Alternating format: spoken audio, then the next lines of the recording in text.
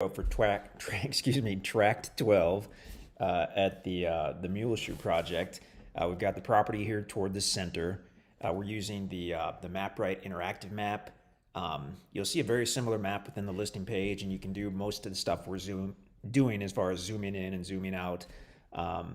You can change the base layers. This base map is a Google map. This happens to be a wintertime aerial. In this case, that's kind of cool because we can tell roughly what type of trees are on the property, at least as far as whether they're hardwood or cedar trees. So because the property is basically all wooded, as we're looking down at this wintertime base map, the areas you see with no leaves are going to be the hardwood trees, and then the areas you see with the darker green splotches are going to be the cedar trees. They could be cedar or pine in this area. We pretty much know they're mostly cedar trees. This tract is actually one of the, it's special for a lot of reasons, but one of the really neat things is it actually appears to have a natural glade area here toward the south side. So that's going to be an area, you'll see cedar trees by a glade area, and that's what we're seeing here. It's basically a flat open area. It's going to be covered in like a native grass that only grows about 2 feet high or so. So it kind of always looks cool. Just a lot of neat natural stuff in a glade. And you do see them in the Ozarks, but it's not all the time that we have one right on a property. So that's pretty cool. You can actually see on the next tract over another glade as well, 12 and 13. This is tract 12, like we mentioned. Very cool property. We won't go into too much detail about the area because you're probably already familiar with the Mule Shoe Project if you're looking at this listing. Just to quickly zoom out, I guess, and that makes the labels funky, but we'll zoom back in. All the tracks are within about half a mile of the Mule Shoe Conservation Area. It's the shaded area you see here on the map. That's a couple thousand acres of public land that's generally open for hunting and hiking. There's some really cool campsites you can use. The Little Niangua River is a beautiful spring-fed river that flows right through the conservation area. So you've got access to that for fishing and swimming and all that good stuff. So that's from this property, tract 12. I mean, that's less than half a mile just straight down the county road to get to this northern part. And then the river access, you can just go down here and go west on this county road. And there's a lot of different ways to get to the water there, but very, very cool. Back to this specific tract, this is one of the tracts that does have a power line directly on site. So we've got that identified, excuse me, on the map here as the yellow dashed line. It's physically on the property. It's on the south side of the county road. This does have direct frontage on County Road 66 along its entire north side. So good access to the property on the county maintained gravel road. Having electric on site is awesome. If you've ever needed to get electric to a home site or a build site, it can be somewhat of a hassle. It can generally be done, though not always, but it can generally be done. But it probably costs you some time and some money and some headache to do it. In this case, you have a physical power line right on site. In fact, I believe we have at least one actual pole on the property. Sometimes you can zoom in and see. Here to the west, we've got a pole. There's a pole pretty darn close. If it's not on the property, it's just a few feet away. So, I mean, if and when you do need power, you just get a hold of the power company.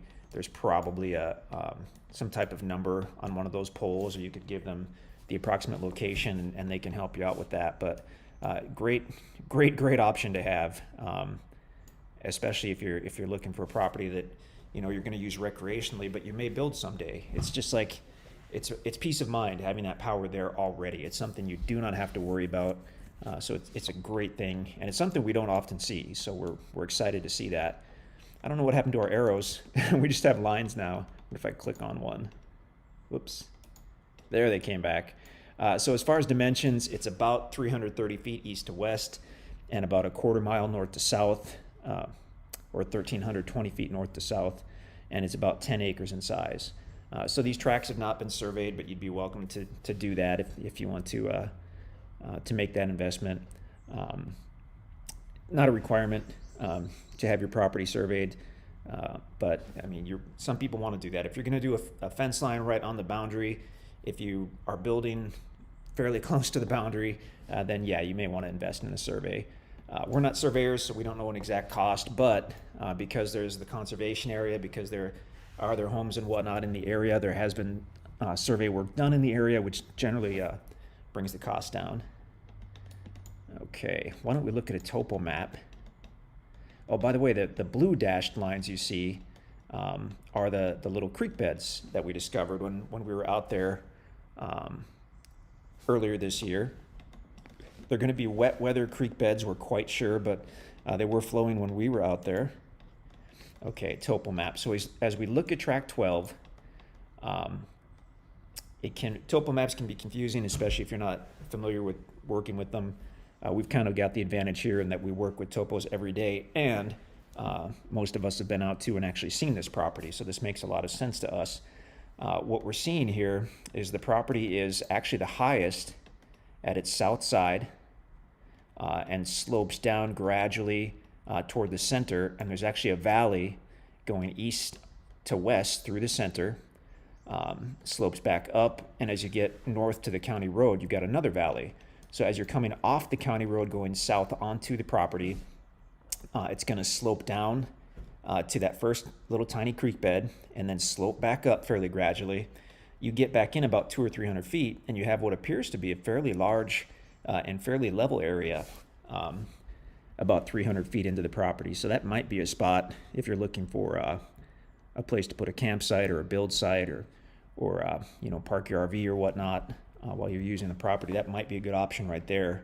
And then as we continue going south, as we mentioned earlier, you've got a valley toward the middle here where you have an additional creek bed. So sloping down to the creek bed and then sloping back up as you get south of that. And actually, this tract has quite a bit of what appears to be fairly level area, substantially more than many of the other tracts out here. In fact, this whole south, roughly third of the property, appears to be pretty level. I mean, if you look at the spacing on these contour lines, that indicates just a very gradual slope.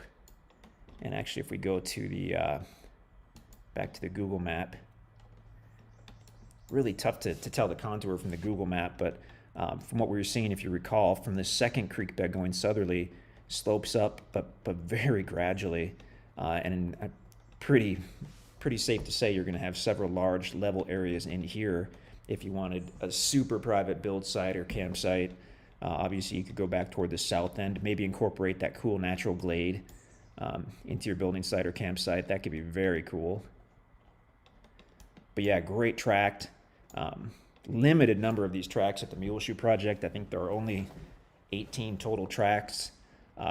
They're all close to that Mule Shoe Conservation Area, and it's just these tracts on the north that have the power line on site. So kind of a special property. Check out the drone video, check out the ground video. We really have not explored this property very much at all. The creeks, I think this northern creek, we might have walked down to that. This other creek we just saw with the drone that it was flowing.